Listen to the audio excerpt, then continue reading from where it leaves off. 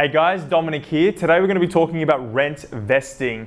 Now this is an important and contentious topic that many of you may have heard of it and some of you maybe not. And at its heart, it's all about giving people the freedom and the lifestyle that they want without having to, put themselves underwater in so much debt, fear and anxiety. Now, it's about not cutting corners, but I think doing things properly, taking your own time and getting you to what is actually your dream home. Now, many of you out there want to go out there right now and buy your dream home, or go buy that first property that's going to be the house that you can plant your veggie patch, paint your walls, and do all the things that you can finally do when you want to nest. And there is a lot of positives to doing that, but there are some negatives. And today it's going to be pushing some of those old school own home tropes that mum and dad may have passed on to us. And a big warning right now, there's going to be some numbers. And what I've tried to do is simplify the numbers as much as I can so I don't bore you to death and turn into a massive math lesson. But if any of you out there want to see the detailed numbers, just reach out, ask me, and I can take you through them very slowly. Okay, so at its heart, what is rent vesting? Effectively, it is renting where you want to live and then buying where you can afford. So to use myself as an example, I have millions of dollars worth of property. They're all investments and I live in Coogee. I love it over there. The apartment that I'm living in is worth probably close to $2 million. I have a beautiful view of the water and the beach, and I can run down there every single day. I very much live the lifestyle that I want. I have work not far by. I have all my friends, my family, everything's there. So I feel like living in Coogee in this apartment, it very much suits my lifestyle right now. And the beautiful thing about it is that if I decide one day that I want to grow my family or change or travel overseas or try a new area, I can just simply move out of my apartment, move into a house, move into a new area, and my life changes or my lifestyle changes to what myself and Charlotte want. Now, what that has enabled me to do is just keep on investing, buy properties that allow me to, one, that I can afford, but two, that allow me to keep on generating growth and cash flow so that I can have a better and better lifestyle. Now, there are some benefits to rent vesting and there are some costs, shall we say. The benefits are that you can live the lifestyle that you want right now. You don't have to pick second best. If your dream is to live in Bondi, if it's to live in Toorak, if it's to live in one of those beautiful aspirational areas, you can. You just got to simply rent there. The other benefit is that you can invest your way to a bigger deposit or equity. So again, just to use my story right now, if I wanted to, I could go and sell a bunch of properties, get a whole lump of cash, and then go buy what is closer to my dream home now than what it was 5 years ago. I feel like if I had started this journey, or even 10 years ago, if I had bought what I wanted to be my home, it would have fallen very, very short of what is actually my dream home today.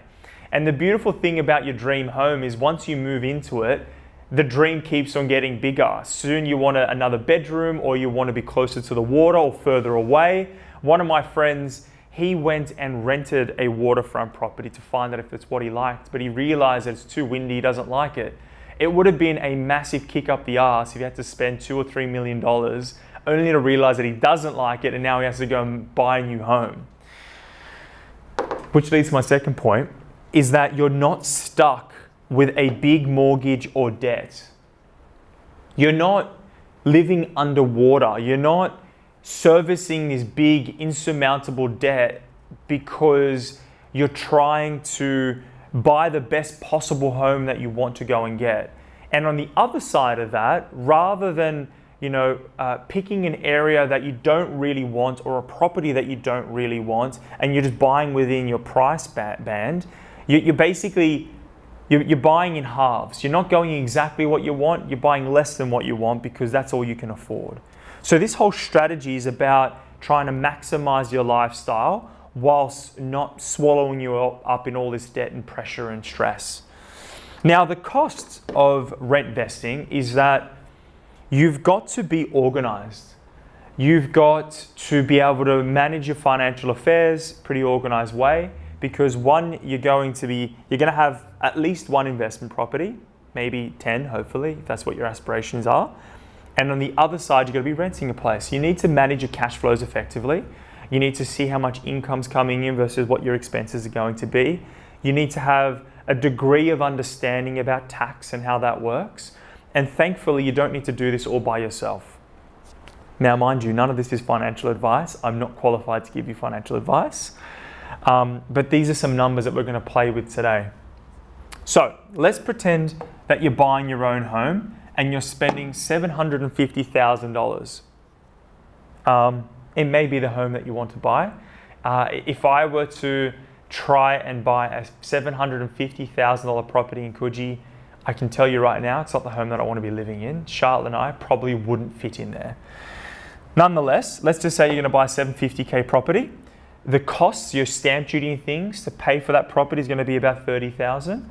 And in this instance, we're putting a 20% deposit plus the costs. So your 20% is about $150K plus 30 is $180,000 that you're putting in as cash. So that would mean that your loan amount would be $600,000. And in this instance, with your own home, it's non-deductible debt, so you want to be paying it down. And when you do a P&I loan, principal and interest loan, banks will give you more favorable terms on the interest rate. So I've assumed a very conservative interest rate of about 2.5%, which means that your out-of-pocket expense will be $28,500 per annum, plus the $4,000 in costs, just like your maybe strata, or in this instance, what I've done is some insurance, some water and some rates. So your total out-of-pocket expense would be $32,500 per annum. So I haven't got my calculator on me, but that's a little less than, it's about $650 per week.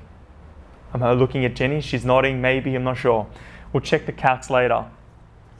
Now, in this instance, we're pretending like you're buying the same property, but as an investment. So instead of you living in it, you're going to rent it out. So a $750,000 asset, the properties that we're looking at, you're comfortably renting that asset out for about $550, some of them a bit more. So that means you're getting in $28,600 worth of income, so rent's coming in.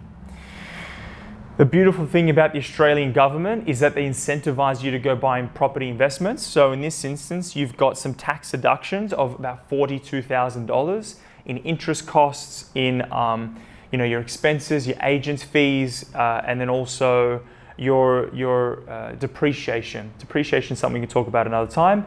But effectively, the building depreciates in value. Bricks get older, they start chipping and wearing away. Carpet, it starts to get worse. All your appliances start to get worse over time. So you can offset your income with depreciation. Nonetheless, not to go into a tax lesson, you've got $42,000 worth of deductions, which means that if you're on an income of about 100K, you're at a 34.5% tax bracket. I warned you there'd be some numbers. You should get a tax credit of about $4,600. Now again, I'm trying to simplify this all.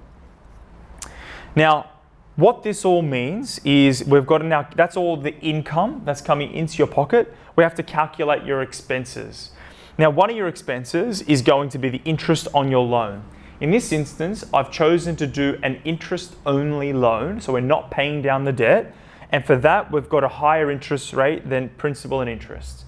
So your total out-of-pocket expense, what you have to pay out to the bank, is $18,000 plus all those expenses that I was saying earlier, plus your agent's fees and things.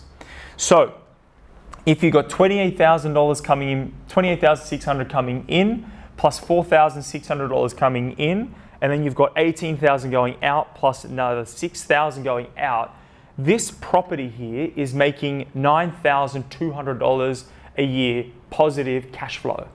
So you own a $750K asset that's putting in $9,000 into your bank account. Now the question here is, where do you want to rent? You're making $9,000 a year, which you can go and use to go to go buy another property, or you can use it to offset what it would cost for you to go rent somewhere. It's just all a matter of, do you want to live here in Australia, somewhere in Sydney, Melbourne, maybe Japan? The beauty of doing this rent vesting strategy is that it gives you freedom, it gives you flexibility, it allows you to invest in property without having to commit yourself with all of these expenses and no income coming in the door. So today, I hope that you've stayed with me. There's a lot of numbers. Take away that it's the simple principle of renting where you want to live and then buying where you can afford. If you want to know more, reach out to me or any of the team. Hope to hear from you soon.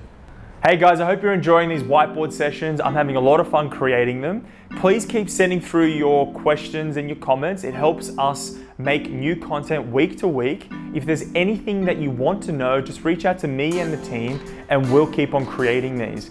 If you're liking this, please like it, subscribe, share with all your friends, and we hope to hear from you all soon.